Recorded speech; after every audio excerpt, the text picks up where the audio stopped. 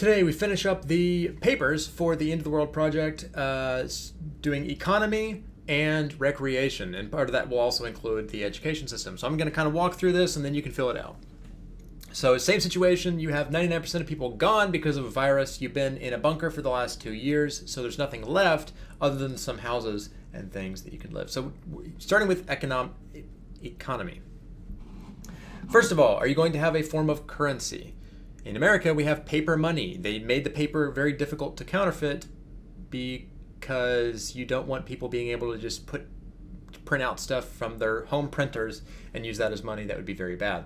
So do you use currency? In the past, they've used stamped gold.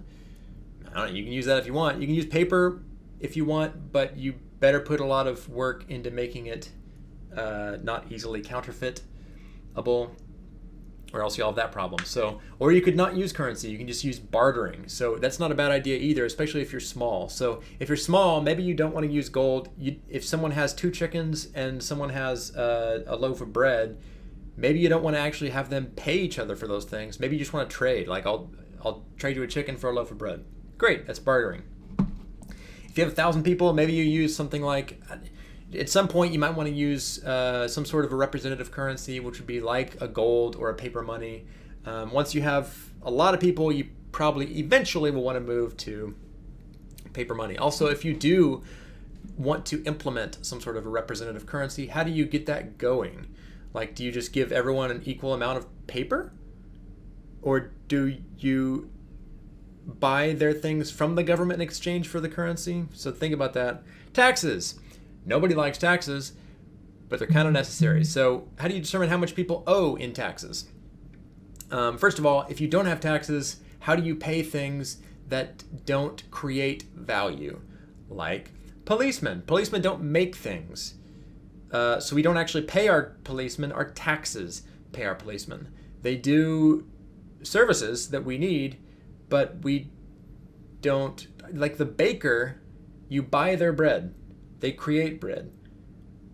But a policeman or someone else that creates a civil good, you need a tax system to support those people. Or teachers in a public school system. Do you have a tax system? Now, does everyone pay $50 a month? That would be a flat number tax. That's fine, except then it makes people that don't have very much have to pay a higher percentage of their entire income.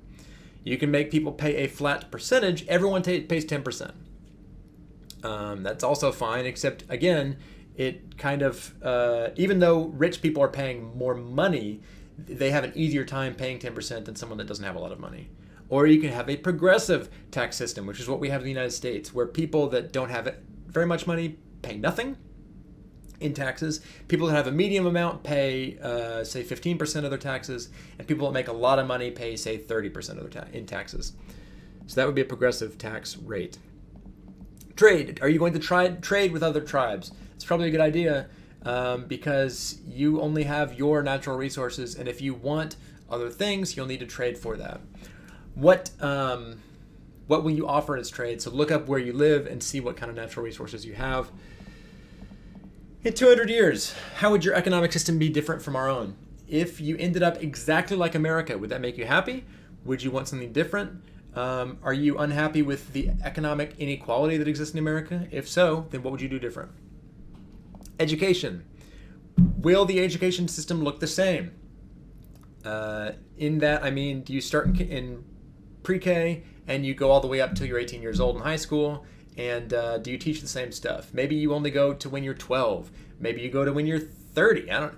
How does it look different? And then do you still teach the same things? Do you teach a second language? Do you teach English class? Do you teach a literature class? Do you have math? Do you have calculus? Or does it look more like a trade skill system where you shadow someone and you learn to farm? But if you only learn to farm, do you never learn math? So, or is school optional? Is school required? Think about those things. And if it is required, what age is it required until? And then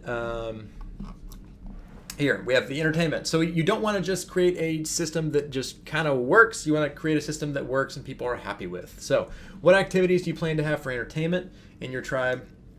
Do you have any holidays? Maybe you have like a Founder's Day or something like that, or a Virus Day where it was the beginning, or Day of Mourning or something like that. Do you keep the traditional 9 to 5, 5-day work week? Like you work Monday to Friday, get Saturday, Sunday off, or do you work every day? Do you only work every other day? You can do whatever you want. But if you work less, that means you have less things. So do it that way you want. What are you going to do with your members to make sure they are happy with you? And how do you make more people join your tribe? Or do you even want more people to join your tribe?